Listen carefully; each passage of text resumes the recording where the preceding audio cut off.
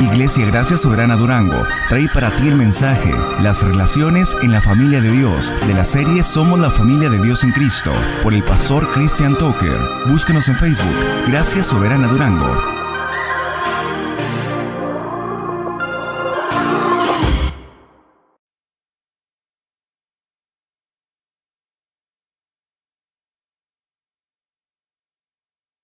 El domingo pasado vimos un texto en el libro de Hechos, capítulo 2, versículos 43 al 47. Y comenzamos o titulamos el domingo pasado el sermón Los efectos del Evangelio en la familia de Dios. Cada vez que el Evangelio llega a la vida de una persona, esta persona sufre transformaciones. No se puede llegar al Evangelio, ser impactado por el Evangelio y no cambiar. No se puede llegar al Evangelio, Dios no puede llegar a nuestras vidas, impactarnos con su presencia, mostrarnos nuestro pecado, regalarnos de su gracia y la vida de la persona siga siendo exactamente la misma que es antes de que llegara el Evangelio. Eso no existe. Eso lo que puede ser es una persona que escuchó las buenas nuevas del Evangelio y en su corazón rechazó las buenas nuevas del Evangelio. Si ese fuese el caso, tú tienes esperanza. Porque si tú rechazaste el Evangelio, entonces el Evangelio todavía no está en ti y Dios es grande en misericordia. Y algunos rasgos que nosotros vimos que el Evangelio causó en la vida de la iglesia en el primer siglo, fue que ellos se volvieron personas en las cuales su forma de vivir se convirtió en algo atractivo para las demás personas. Recordaremos que dice el texto que se generó gran temor en la gente que los veía. Y decíamos que ese temor no era un miedo, sino era una atracción hacia la vida que estos hombres y mujeres estaban ahora experimentando con el Evangelio, que se volvió atractivo. Ellos hacían a Dios atractivo hacia las demás personas, porque el Evangelio había transformado todo su ser. La segunda característica que nosotros vimos es que su fe en el Cristo resucitado los llevó a una vida de unidad. Las barreras sociales de educación, las enemistades, los pleitos, celos, iras, contiendas, disensiones y todo lo que genera nuestro corazón pecador, que levantaban barreras que no permitían la comunión entre judíos y gentiles, fueron quitadas. La fe en Cristo Jesús los unió. Comenzaron a vivir una vida en unidad. Y no porque ellos fueran personas que quisieran unirse a las otras personas, sino porque su fe en Cristo Jesús los unía entre ellos. Al unirnos a Cristo, Cristo nos unió a ti y a mí. Y la iglesia comenzó a verse como un organismo vivo, un organismo unido. La tercera cosa que nosotros vimos en ese pasaje es que su corazón egoísta se volvió en un corazón lleno de amor fraternal. Un corazón que comenzó a preocuparse más por las demás personas que por sí mismos. Dejaron de estarse viendo ellos mi tiempo, mi dinero, mi esfuerzo, mis necesidades, mis deseos, yo. Y ellos comenzaron a ver a las demás personas más importantes que a ellos mismos. Corazón egoísta fue cambiado por el Evangelio. La cuarta característica que vimos es que su corazón idólatra fue cambiado por un corazón de devoción a Dios. Hombres que se servían a sí mismos, hombres que adoraban a las criaturas más que al Creador, hombres que se servían a sí mismos, fueron transformados en un corazón por devoción a Dios, con el deseo de amarle, servirle y conocerle más a Él. Sus afectos fueron transformados de un corazón hostil, de un corazón apático hacia Dios, a un corazón donde se le reconoció como el Señor y Salvador de sus vidas, y ahora esos nuevos deseos querían más de Él. Después vimos quinta característica que el Evangelio hizo es que empezó a haber un compañerismo sincero en la vida de ellos. Empezó a haber una hospitalidad entre los hermanos. Comenzaron a invitarse los unos otros a sus casas, compartían los alimentos y no solamente compartían eso, sino compartían la nueva vida que ahora tenían en Cristo. Y compartían aquello que Dios estaba trayendo a sus vidas. Comenzó a haber un compañerismo donde buscaban la edificación mutua, donde buscaban ser edificados los unos a los otros. Todo esto estaba haciendo o hizo el Evangelio en la vida de estas personas. La sexta característica que vimos fue que la vida de autoadoración había llegado a su fin. Ellos comenzaron ahora a adorar al Señor más que cualquier otra cosa. Toda su alabanza y toda su adoración se centró en la persona de Jesús. Y la última característica que nosotros vimos es que esta gente comenzó a vivir una vida de integridad y de rectitud ante los ojos de los hombres, de tal manera que la gente podía ver el Evangelio, y dice el texto que Dios les daba favor a ellos delante del pueblo. Eso es una vida que ha sido transformada por el Evangelio. Así se ve una vida transformada por el Evangelio. Así se nota una vida transformada por el Evangelio. Y esos son rasgos que la iglesia del primer siglo comenzaron a mostrar, porque permitieron que el Evangelio empezara a transformar todo su ser.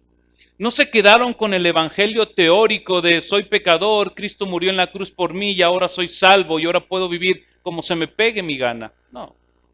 Ellos comenzaron a ver un evangelio transformador y la gente vio ese evangelio. Cristo comenzó a formar su carácter en la iglesia.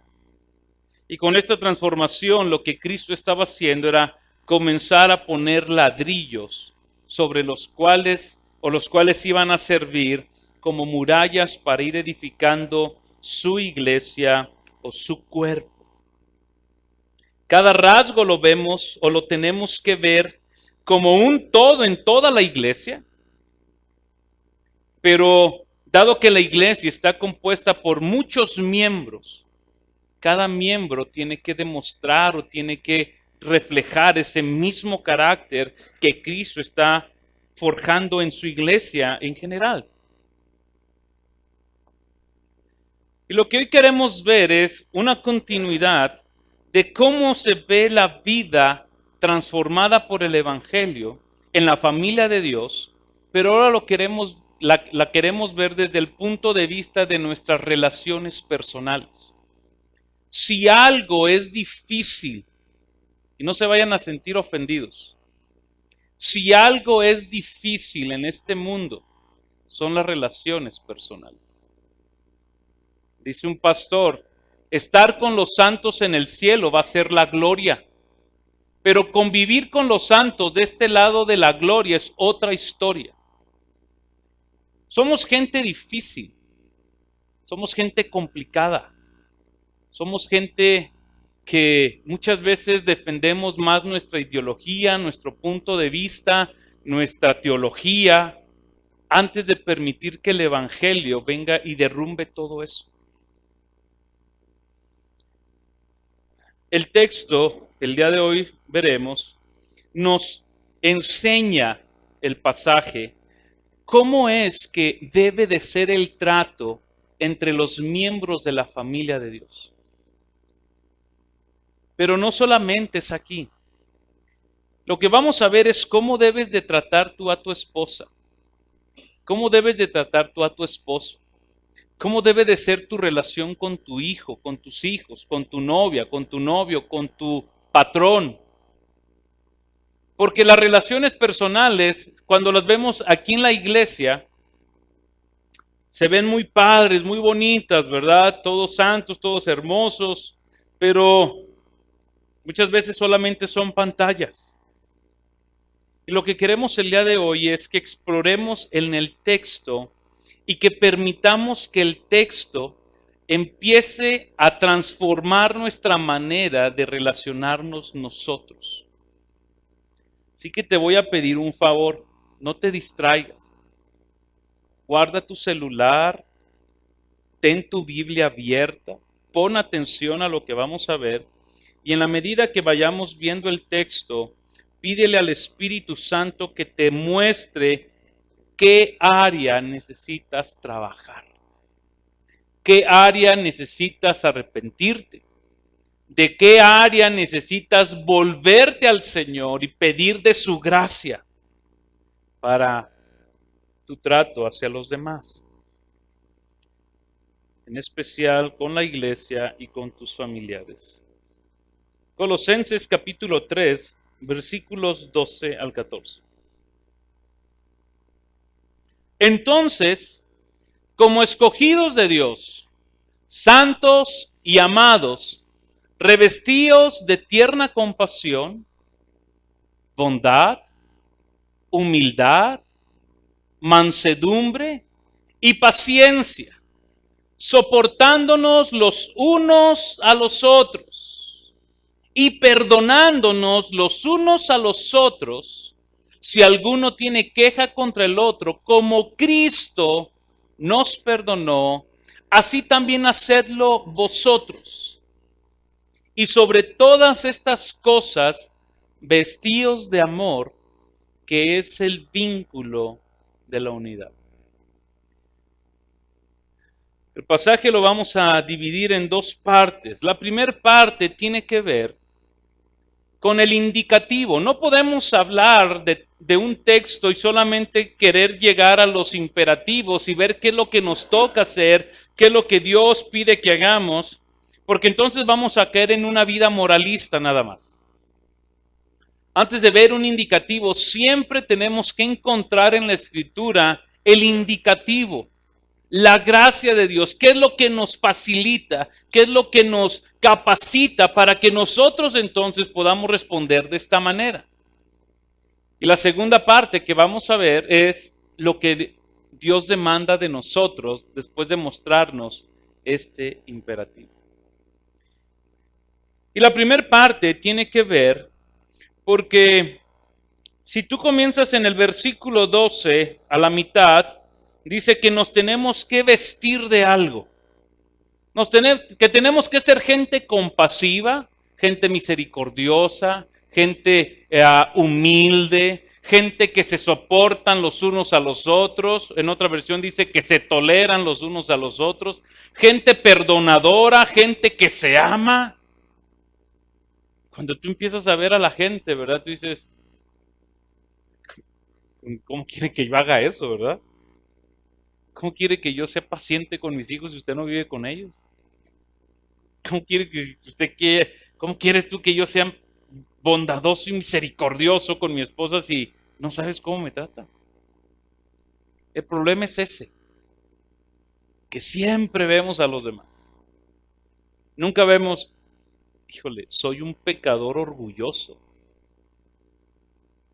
Híjole, soy un hombre malvado, no puedo tener misericordia con mi esposa, con mi hijo, con mi hija. ¿Cómo es que podemos llegar a hacer eso? El contexto de de todo el libro de Colosenses, o la carta de Colosenses, que ya lo estudiamos hace como unos 3, 4 meses, leíamos Colosenses. Capítulo 1 y 2, Pablo habla acerca de la excelencia de quién es Cristo, la supremacía que hay en Él. En Él estamos completos, en Él habita la plenitud, Él es la cabeza de la iglesia. Exalta la grandeza de Cristo. El capítulo 3 en adelante, Pablo comienza a dar ciertas indicaciones de la manera de vivir de la iglesia. Y lo primero que tú y yo tenemos que entender para saber cómo debemos de vivir es entender lo que Dios ha hecho por nosotros. Y es lo primero que Pablo presenta en el versículo 12, Dice entonces, este entonces es una conclusión. ¿Una conclusión de qué? En el versículo 3, en el capítulo 3, Pablo comienza con estas palabras. Si habéis resucitado con Cristo, busca las cosas de arriba donde está Cristo. Si habéis resucitado con Cristo, Cristo ahora es vuestra vida está escondida en Él, ya no se pertenecen ustedes están ahora en Cristo. Entonces, si tú estás vivo en Cristo, por eso comencé diciendo, si el Evangelio no está en ti, tienes esperanza. Porque al final puedes decir, Señor, sálvame. Señor, alcánzame con tu gracia, perdóname mis pecados, sé tú mi Señor. Y ayúdame a forjar estas virtudes en mí. Porque Pablo comienza y dice, entonces, como conclusión de que Cristo está en ti, como conclusión de que has resucitado con Cristo, como escogidos de Dios, santos y amados, revístanse de todo esto. Antes de dar eso, Pablo quiere que tú y yo comprendamos tres cosas. Que tú y yo nos veamos como desde tres perspectivas. Una, somos personas escogidas por Dios. Tú no escogiste a Dios. El hombre por su condición natural, por su naturaleza muerta, es imposible que busque a Dios. Aquella gente que dice, ando buscando a Dios, eso es mentira. Tú no andas buscando a Dios, tú andas buscando los beneficios de Dios. Tú andas buscando que Dios te saque del atorón en el que estás metido. Cuando la gente dice, ando buscando a Dios, no estamos buscando a Dios. Esa es una mentira que nos gusta creer. Es que yo escogí seguir a Cristo, yo levanté mi mano. Eso también es una mentira. Nadie puede venir al Padre, dice Jesús, si el Padre no lo atrae primero. Y lo que Pablo nos quiere decir es, entiendan que ustedes son escogidos de Dios. Los que estaban perdidos eran ustedes, dice Pablo. Los que estaban sin Dios en este mundo, sin esperanza, ajenos, ahorita acabamos de cantar, en densa oscuridad, vagando por este mundo, perdidos en nuestros delitos y pecados, sin buscar a Dios, sin anhelarle, sacando, dice Romanos capítulo 3, versículo 10, hablando de cómo de nuestra boca sale mentira, nuestros pies corrían hacia la destrucción. No buscábamos a Dios, pero Pablo nos recuerda y nos dice, ustedes fueron escogidos por Dios. Dios los escogió a ustedes y no nosotros a Él. En Efesios capítulo 1, versículo 4, cuando Pablo está hablando acerca de la obra de redención, en el primer capítulo, él dice lo siguiente en el versículo 4.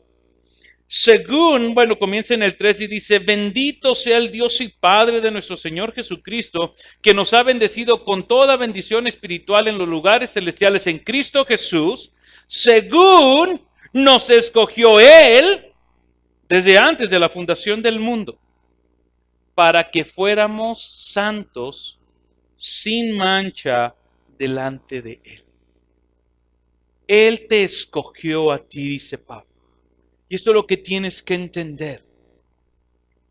Tú y yo fuimos objetos de la gracia redentora y la gracia santificadora y la gracia justificadora de parte del Padre en Cristo Jesús. Pedro afirma una vez más esta verdad en la primera epístola, en el capítulo 1, versículo 2, cuando él comienza a hablarle a los expatriados en el Ponto, Galacia y Bitinia, y les dice, elegidos según el previo conocimiento de Dios Padre, por la obra santificadora del Espíritu, para obedecer a Jesucristo y ser rociados con su sangre. Ustedes son escogidos de Dios. Y no solamente son escogidos de Dios, dice Pablo, sino que aparte Él los ha hecho santos. Fíjate que no, de aquí debemos de traer claridad, porque una cosa es ser santos y otra cosa es la santificación. La santificación es el proceso en donde tú y yo estamos siendo transformados a la imagen de Cristo. Pero Pablo lo que aquí dice es, ustedes son santos. Posicionalmente Él nos tomó y nos hizo santos para Él. En la primera carta a los Corintios, en el capítulo 1, Pablo les afirma estas cosas a las de la iglesia y les dice, aquellos llamados a ser santos y santificados. Cristo, dice Pablo, la idea que nos quiere entender es, Él te apartó para sí mismo. Cuando Cristo te redimió de tus pecados, cuando Cristo te compró, cuando Él pagó con su propia sangre, cuando te justificó, cuando te redimió, cuando te compró, lo hizo para Él, para que fueras parte de Él, para que tuvieras ahora para que fueras su posesión de Él, no para que siguieras en este mundo siendo una persona sin un dueño. Eres santo y eres escogido de Dios. Y da una tercera cosa que debemos entender. Y dice Pablo que eres una persona amada. ¿Qué quiere decir esto? Pablo lo que quiere traer a la mente es decirnos, ustedes han sido el objeto del amor especial de Dios. ¿Por qué digo del amor especial de Dios? Porque hay la gracia especial de Dios y la gracia general de Dios. Dios se le ha revelado a todo mundo a través de la creación. Los cielos cuentan su gloria. Pero el hombre ha decidido rechazar a Dios. Y la ira de Dios se encuentra encima de esos hombres que restringen la verdad. Pero a ti y a mí, dice Pablo, Dios nos ha dado una gracia especial. Te ha permitido conocerlo. Ha quitado la venda de tus ojos. Te ha permitido ver cuán pecador eras y cuán necesitado de un Salvador estabas. Has sido objeto de su gracia. Has sido objeto de su amor.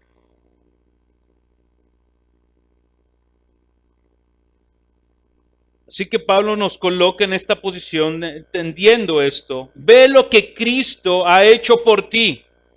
Te ha escogido, te ha santificado y te ha amado. Por tanto, entonces, vístete de Cristo. Las características que Pablo comienza a hablar son virtudes que representan el carácter de Cristo. Y ahorita que vamos a ver los temas, mi hermano, hay unos donde yo batallo mucho. No quiero que me vayas a ver con un manto de santidad, de que yo cumplo con todas estas expectativas. Yo batallo en muchas áreas todavía. Hay áreas donde yo he visto que soy muy flaco, muy débil en el área. Pero entiendo que Dios está trabajando y que está moldeando mi carácter. Así que no quiero que me vayas a ver o vayas a poner en tu corazón, ¿y a poco usted cumple cada uno de esos requisitos, pastor? No. Soy igual de pecador que tú, o incluso creo que un poquito más. Pero entiendo que lo que nos dice la palabra aplica para todos nosotros. Y algo que quiero que veamos antes de comenzar a ver cómo es que Pablo quiere que nos vistamos. Y no es Pablo, sino es el Espíritu de Dios a través de Pablo diciendo, así es como ustedes deben de tratarse. Así es como deben de ser las relaciones entre el esposo y la esposa, entre los amigos, entre la iglesia de Cristo. Así debe de ser. Porque están ustedes en Cristo. Porque vuestra vida está escondida en Cristo. Porque Cristo es vuestra vida. Ve conmigo al versículo 10, ahí del capítulo 3.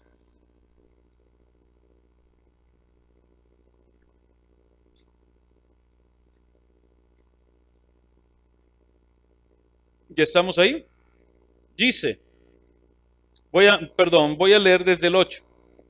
Pero ahora, Desechad también vosotros todas estas cosas: ira, enojo, malicia, maledicencia, lenguaje soez de vuestra boca.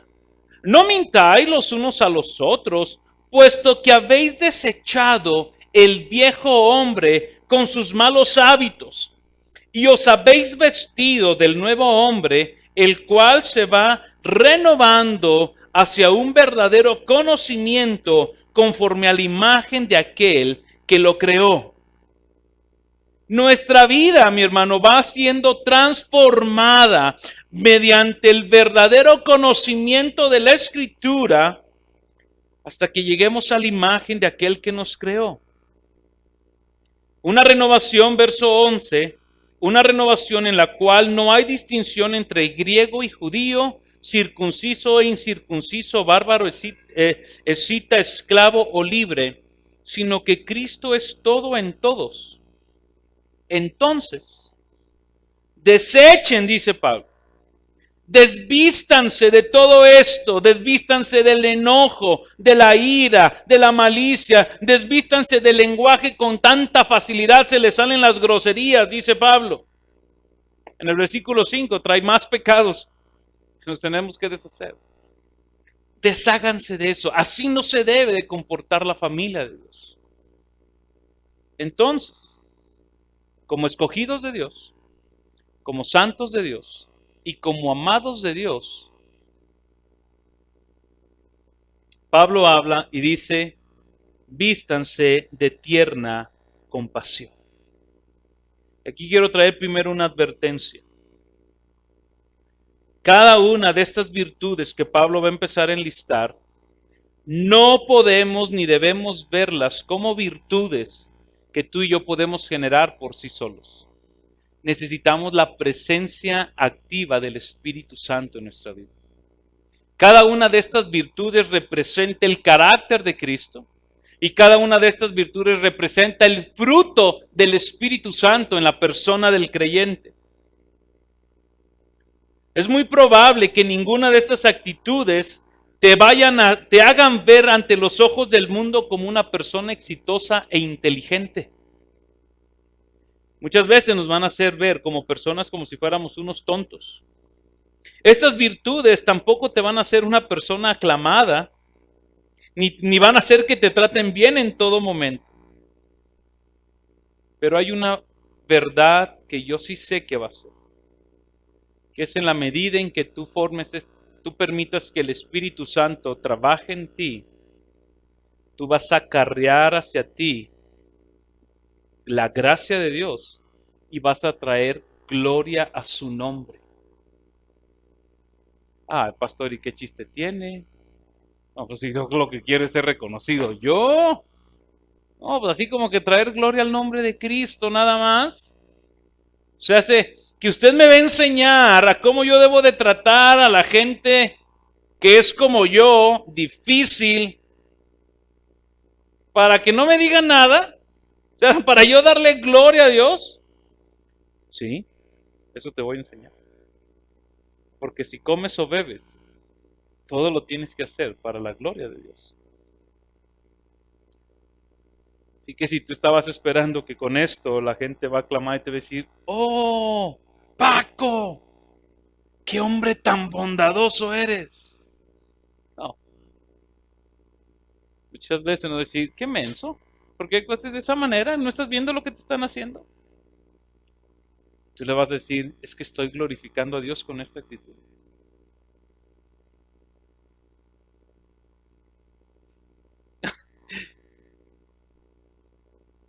¿O acaso estás buscando el favor de los hombres? ¿O buscas el favor de Dios? Dice Pablo. Primera característica, o esto nos lleva al segundo punto: ¿cómo debemos de tratarnos? La primera virtud que enseña Pablo es con tierna compasión. ¿Qué es la tierna compasión? La tierna compasión es tener una preocupación genuina por la desgracia de otra persona. Lo voy a volver a repetir.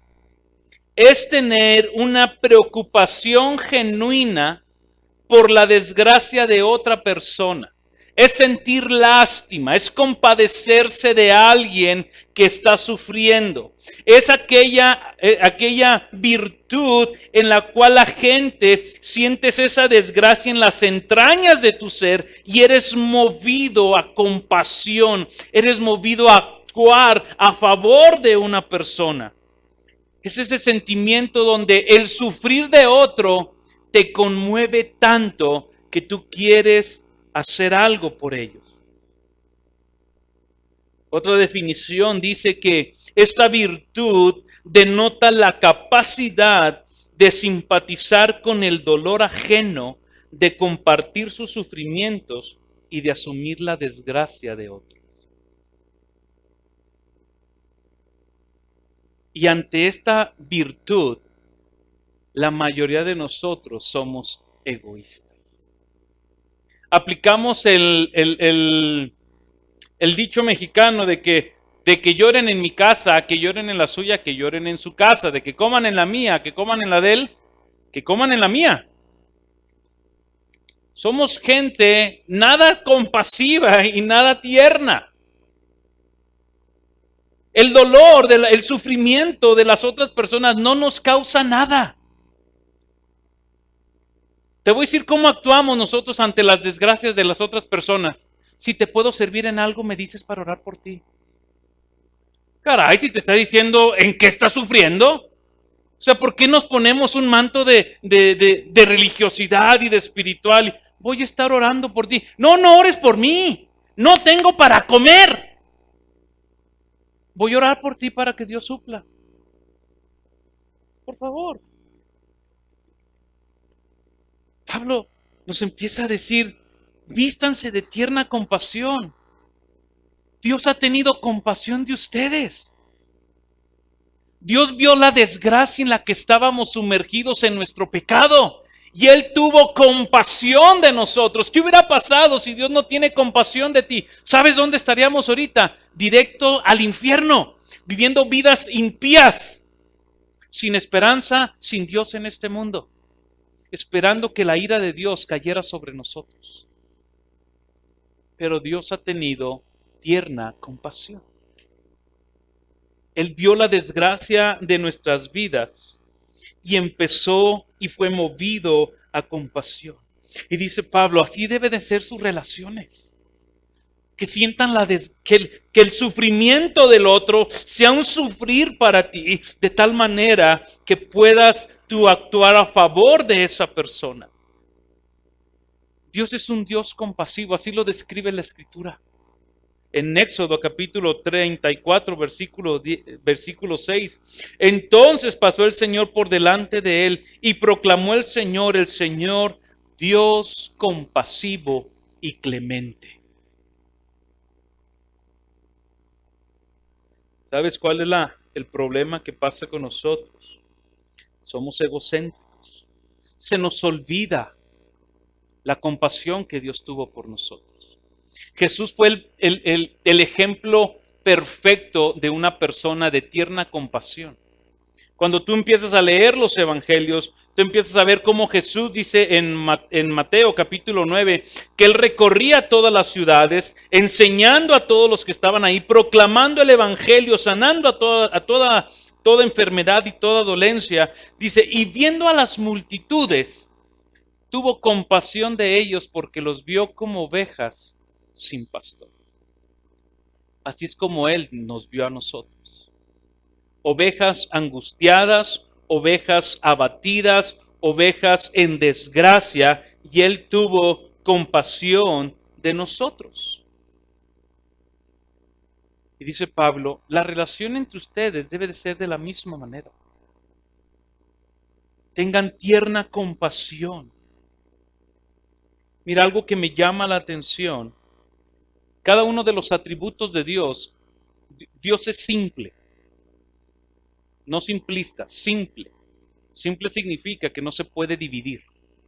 Lo que Dios es, lo es en todos. Dios es santo y si es eterno, o sea, su santidad es eterna y eterna es su santidad. Dios es compasivo. en todo momento, en todo tiempo. Y algo que nosotros vemos en la Escritura, vayan por favor a Hebreos capítulo 4, versículo 15, es que este carácter o esta virtud o esta parte esencial del carácter de Cristo lo sigue teniendo en el cielo cuando dice, porque no tenemos un sumo sacerdote que ¿qué? Que no pueda compadecerse, que no pueda compadecerse de nuestras flaquezas, sino uno que ha sido tentado en todo como nosotros, pero sin pecado. Un Dios compasivo que está intercediendo por nosotros. ¿Cómo está tu compasión en tu trato con tus hermanos? ¿La desgracia que viven te conmueve? ¿Pero te conmueven a la acción? ¿O te conmueven simplemente el ser, y discúlpenme la palabra, un metiche chismoso que nada más quieres saber qué está pasando? Con tu manto, con un manto religioso de voy a orar por ti, y no hacemos nada. Ni oramos, ni servimos. Tierna compasión. Siguiente virtud, dice Pablo, como escogidos de Dios, como santos y amados de Dios, revístanse de bondad. ¿Qué es la bondad? ¿Cómo definimos la bondad? La bondad es ser alguien que es útil para otros. Cada una de estas virtudes, mi hermano, va tomada de la mano. No las vayas a separar. No las puedes separar. Ser bondadoso es ser una persona que es útil para otros. Es mostrar una actitud con la intención de querer ayudar a las demás personas. Dice una definición muy, a lo mejor algo burda, dice, es agachar el cuello como una muestra de cortesía hacia alguien más. Es ponerte al servicio de otra persona. No se trata de la bondad como cualidad, sino aquella que se manifiesta en hechos. Porque aquí es donde radica la diferencia. Ah, mira qué hermano bondadoso. No, vino y me preguntó.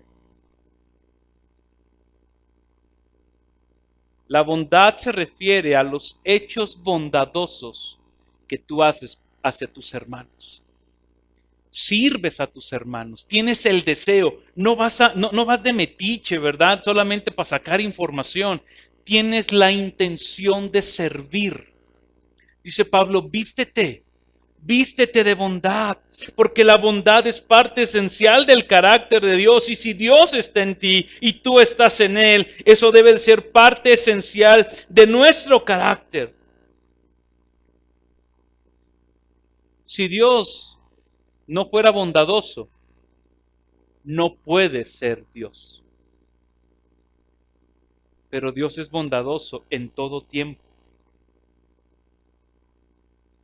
Él es bondadoso en todo tiempo. Él es bondadoso en todo lo que hace. Él es bondadoso con todas las personas, incluso con los impíos, porque hace salir el sol sobre justos e injustos. Él es bondadoso. Él actúa a favor. ¿Hay una gracia especial sobre sus escogidos? Sí, pero hay una gracia general sobre toda la creación. Porque si no existiera esa gracia especial, ¿sabes qué pasaría? Ya, se acabó todo esto. Ahorita vamos a ver cómo aún en medio de esta vida caótica, Dios es paciente con nosotros.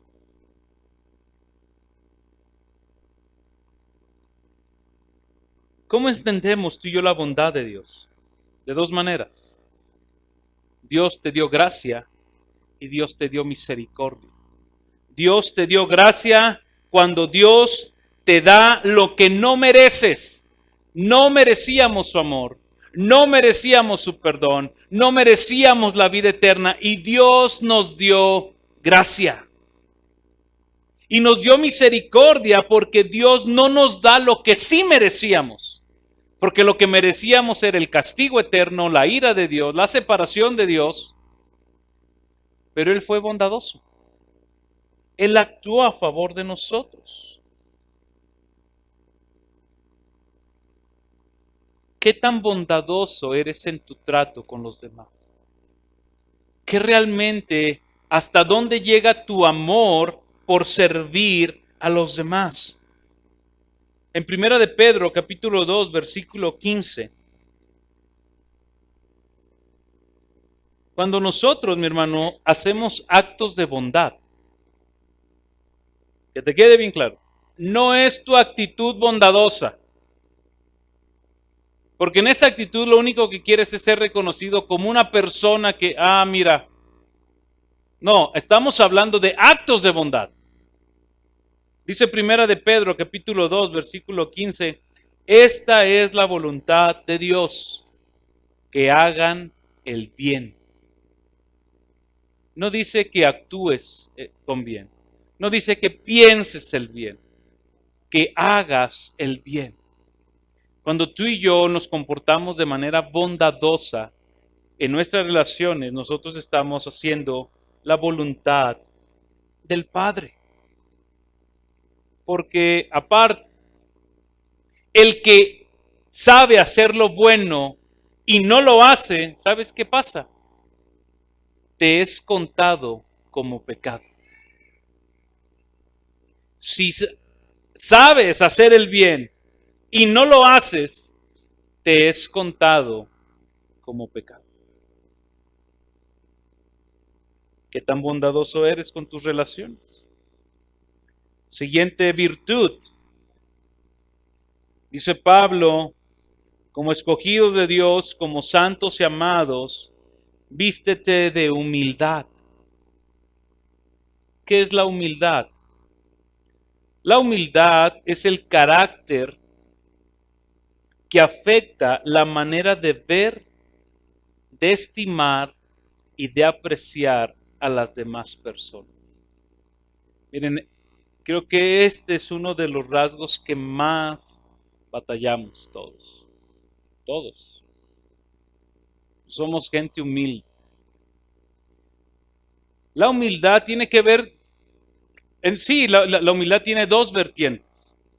Una es un corazón humilde para recibir instrucción, para recibir un corazón enseñable, para recibir consejo, para escuchar amonestación, pero la humildad de la que Pablo está hablando aquí no es esa humildad, es la humildad de tratar a los demás, de ver a los demás como alguien que es más importante que tú.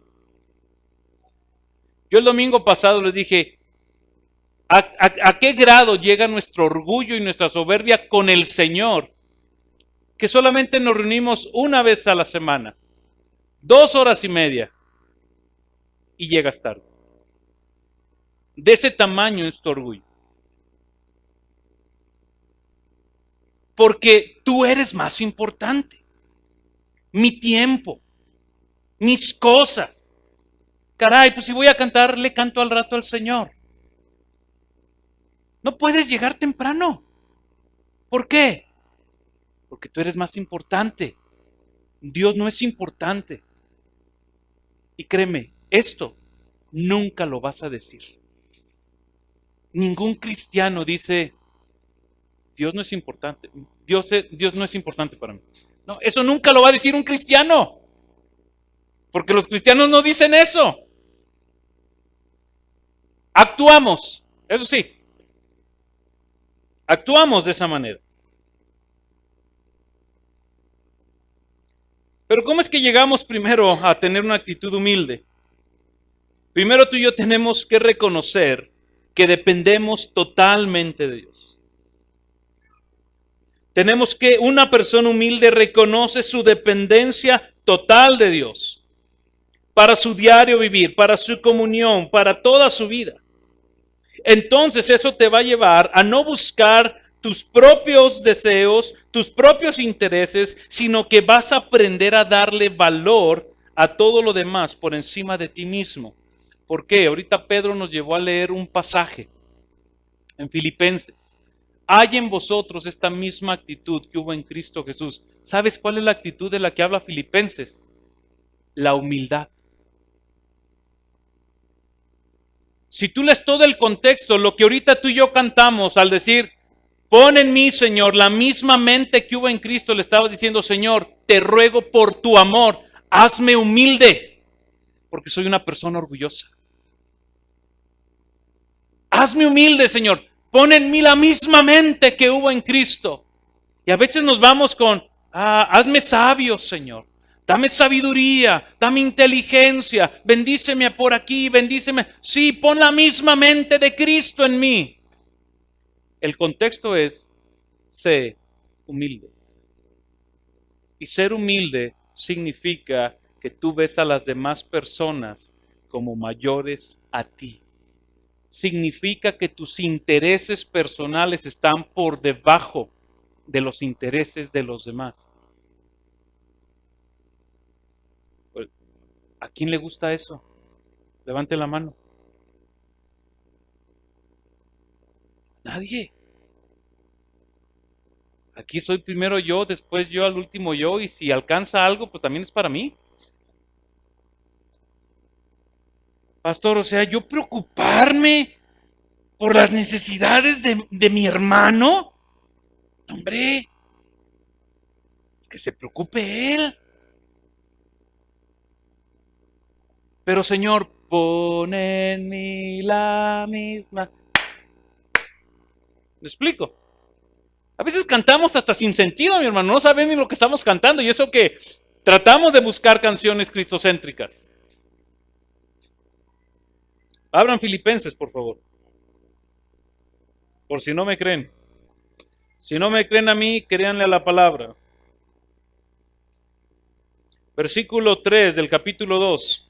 Nada hagas por egoísmo, nada hagas por vanagloria, sino que con actitud humilde cada uno de vosotros considere al otro como más importante que a sí mismo, no buscando tus intereses propios, sino más bien los intereses de los demás.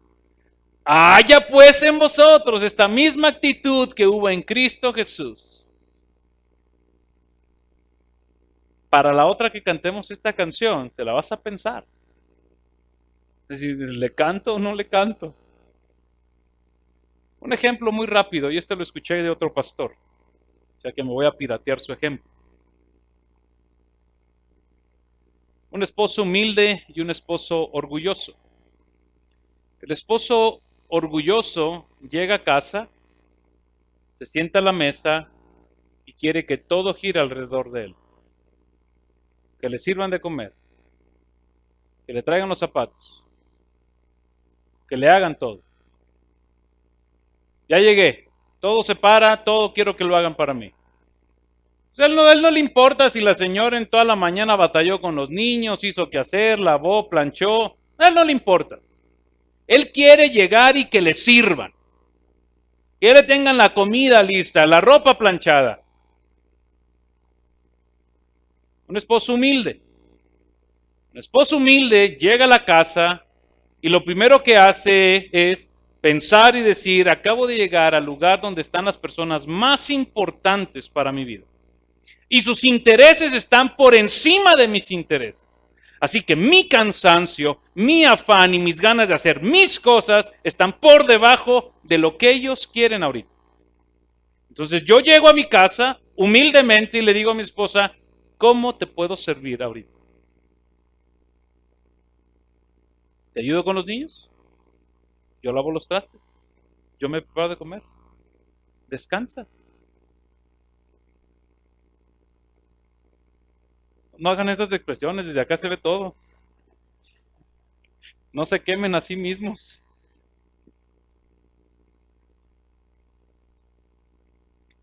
Ese es un ejemplo en casa nada más.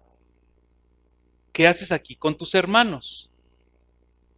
Tus intereses están por... O sea, puedes tomar tus intereses y decir, mira, esto me urge a mí, pero te voy a servir a ti. Tus problemas son más importantes que mis problemas. Mis intereses están por debajo de tus intereses. Aparte, mi hermano, la humildad tiene una virtud preciosa. Hace que Dios te voltee a ver. La humildad hace que Dios te voltee a ver. Isaías capítulo 66, versículo 2. Pero a este miraré, al que es humilde y contrito de espíritu y que tiembla ante mi palabra. A este miraré, al humilde. Proverbios capítulo 3, versículo 34, lo voy a leer en la nueva versión internacional, está más clara esta palabra. El Señor se burla de los burlones, pero muestra su favor a los humildes.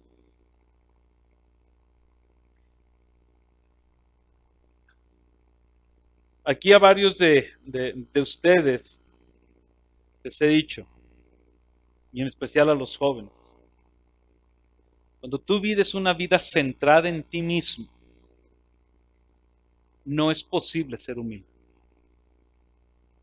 No es posible ser humilde. Porque la humildad demanda que mortifiques tus deseos.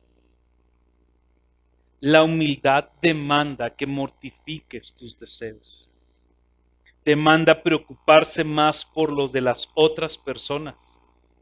En todo, La humildad se ve en todo. En tu trabajo, en tu trato con los demás.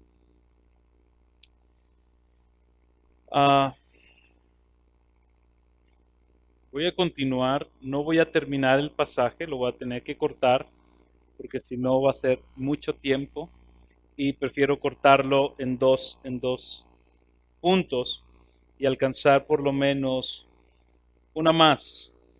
Continúa diciendo Pablo en Colosenses, regresamos a nuestro texto.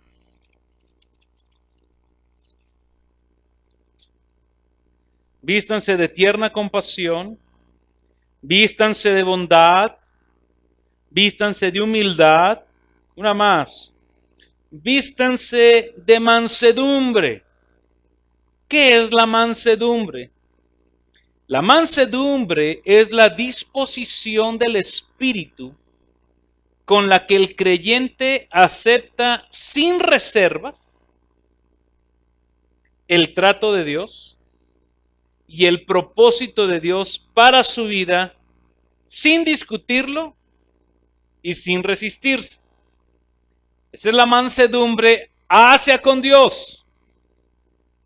Recibimos, aceptamos su voluntad, no respingamos, no discutimos, simplemente la aceptamos. Pero la mansedumbre hacia con los hombres es otra cosa diferente.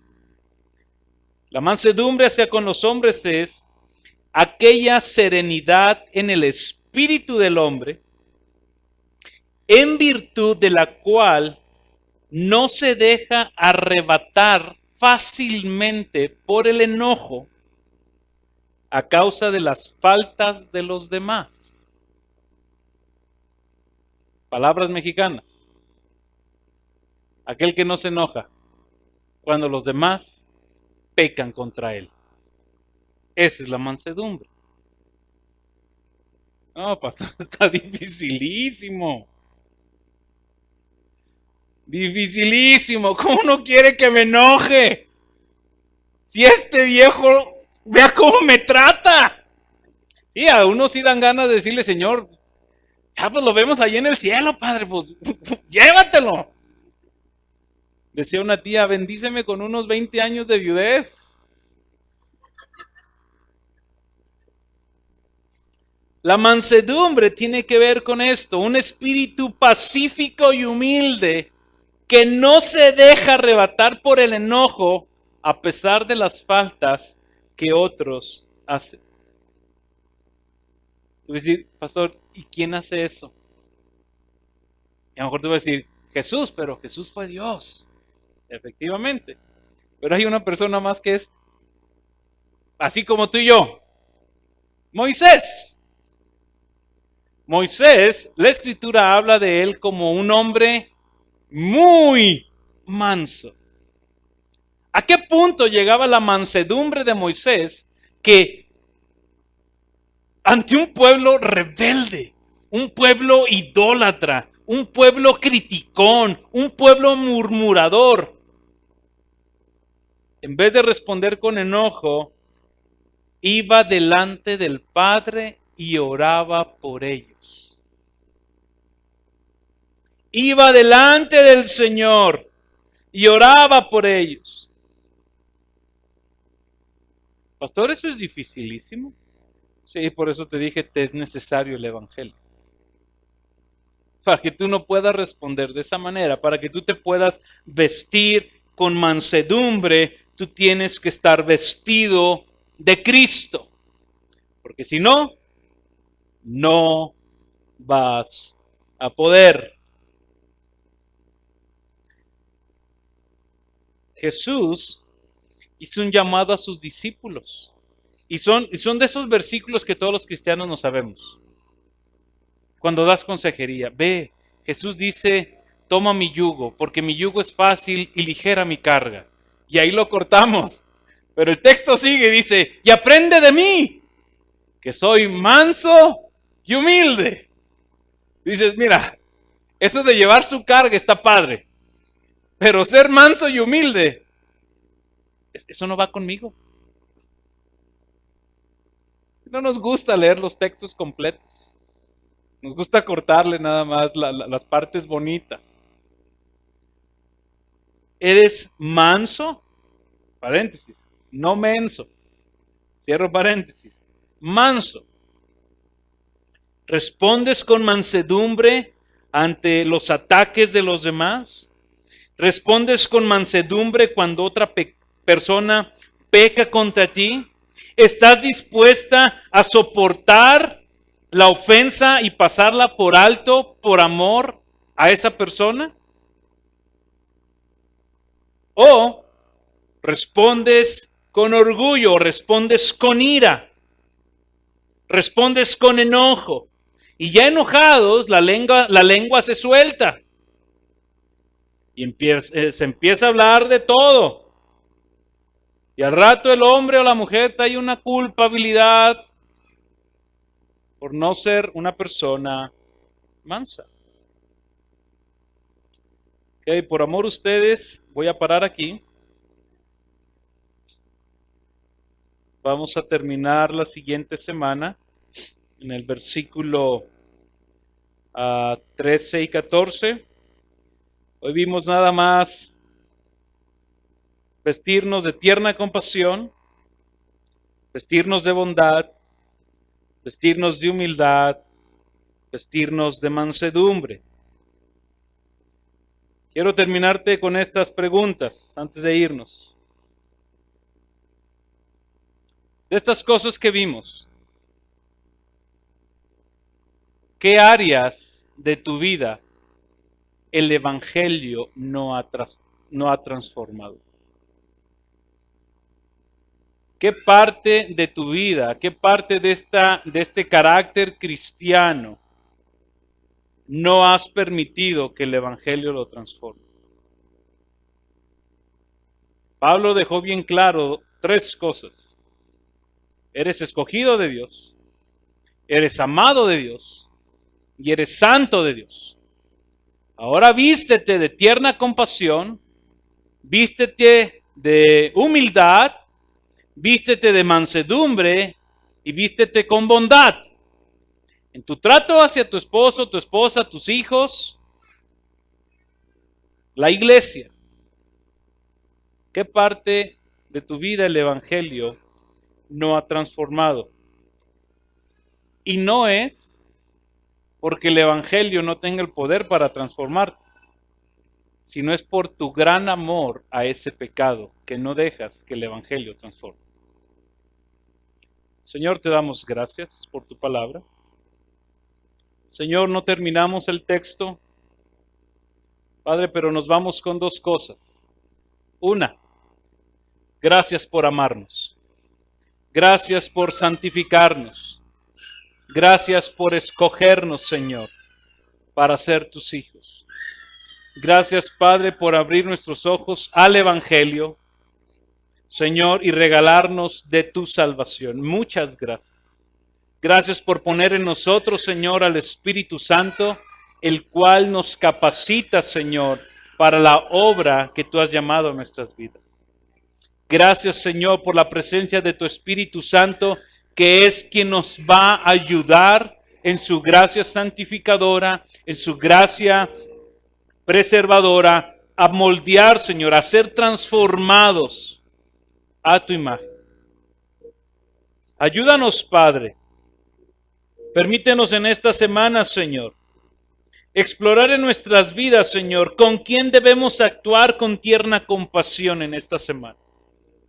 ¿Con quién, Señor? ¿A quién debemos tomar, Señor, para mostrar la tierna compasión que tú nos mostraste en la cruz del Calvario? Señor, esta semana, ¿con quién seremos bondadosos para traer gloria a tu nombre? ¿A quién, Señor, le mostraremos gracia y misericordia en nuestro actuar, Señor? Padre, ¿con qué persona vamos a mostrar nuestra humildad? Señor, ¿qué intereses de alguien más vamos a tomar y hacerlos nuestros antes de buscar los intereses propios? Señor, ayúdanos en la mansedumbre.